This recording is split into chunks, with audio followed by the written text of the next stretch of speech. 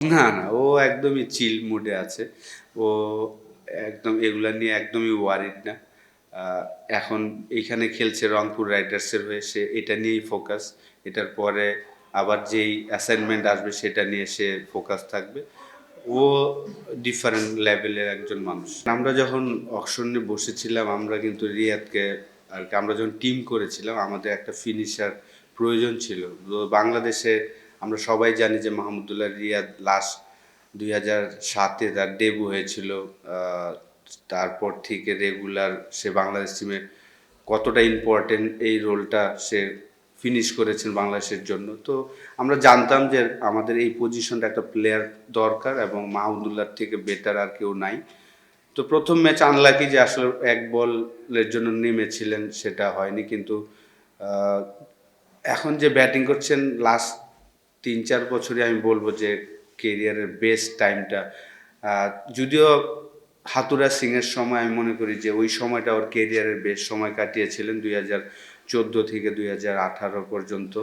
ওই সময় তার এভারেজ অলমোস্ট 50 ছিল। তো এখনও আমি বলব যে অসাধারণ সময় কাটাচ্ছেন। আমরা লাকি যে তাকেও আমরা পেয়েছি। মোস্তাফিজের মতন মাহমুদুল্লাহকে আমরা পাওয়াতে আমরা খুব ভাগ্যবান। অবশ্যই, বিশেষ করে লাস্ট ম্যাচে যেভাবে আসলে আমরা উইন করেছি ঢাকার সাথে, এটা তো অসাধারণ একটা উইন। বিশেষ করে মোস্তাফিজের যেই লাস্ট ২ ওভার বল করেছে। তো ওয়ার্ল্ড চ্যাম্পিয়ন আমি মনে করি যে এই ফরম্যাটের জন্য ও যে কতটা গুরুত্বপূর্ণ বলার যেকোনো টিমের জন্য আমরা খুবই লাকি যে মুস্তাফিজকে আমরা ডাইরেক্ট সাইনিং করতে পেরেছিলাম। তো সো ফার প্রত্যেকটা ম্যাচেই তাকে যেই কারণে আমরা নেওয়া হয়েছে সেই পারফরমেন্সটা আমরা পাচ্ছি তার কাছ থেকে। দেখেন যারা আর কি লিজেন্ড আর কি ও তো মাহমুদুল্লাহ তো আমাদের একজন লিজেন্ড ক্রিকেটার।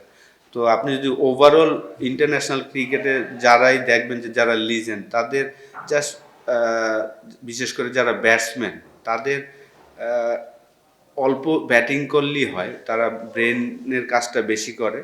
সে এখন প্রচুর ফিটনেসের কাজ করেন, এইটাই আসলে মেন হওয়া উচিত, সেটাই করেন। এবং যারা ভালো ব্যাটসম্যান তাদের বেশি প্র্যাকটিস করা লাগে না আমি মনে করি। কিন্তু সে কিন্তু প্রচুর ট্রেনিং করেন, মুশফিক বলেন মাহমুদা বলেন, ওরা কিন্তু প্রচুর ট্রেনিং করেন এবং যেই টুর্নামেন্টটা খেলবে সেটার জন্য ভালো মতন প্রিপারেশন নেয়। তো এখন রেগুলার সে প্রিপারেশন তার ফিটনেস নিয়ে কাজ করে, জিম ওয়ার্ক করে এভরিডে এবং ব্রেন নিয়ে সে কাজ করে থাকে আর কি। না, আলহামদুলিল্লাহ পয়েন্ট টেবিলে আমরা এখন টপে আছি, কিন্তু এখনও আমি মনে করি যে আমরা আমাদের এই গেম ৩ ডিপার্টমেন্টে হয়নি। আহ, তো আশা করি যে যতগুলো ম্যাচ যাবে আস্তে আস্তে আমাদের প্লেয়াররা হয়তো বা আরও জেলিংটা সুন্দর হবে ইনশাল্লাহ। যেহেতু খাতা কলমে অবশ্যই আমি মনে করি যে যে ৬টা টিম সেটার মধ্যে রংপুরের টিমটাই আসলে টপ।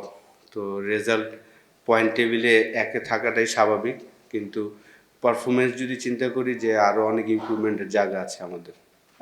দেখেন প্রত্যেকটা প্লেয়ারই এখন অনেক সচেতন। আমাদের বাংলাদেশ টিমে যারাই খেলছেন সবাই খুব সচেতন। ফিটনেস বলেন, ফুড বলেন, সব কিছু তারা খুব সুন্দর মতন করে থাকেন। তো সেই জিনিসটাই করছেন। আর ম্যাচ খেলার থেকে তো বড় প্র্যাকটিস আর হতে পারে না। তো লিটন, তৌহিদ হৃদয়, মোস্তাফিজ এবং নুরুল হাসান সোহান ৪ জন আছেন আমাদের ওয়ার্ল্ড কাপ স্কোয়াডে।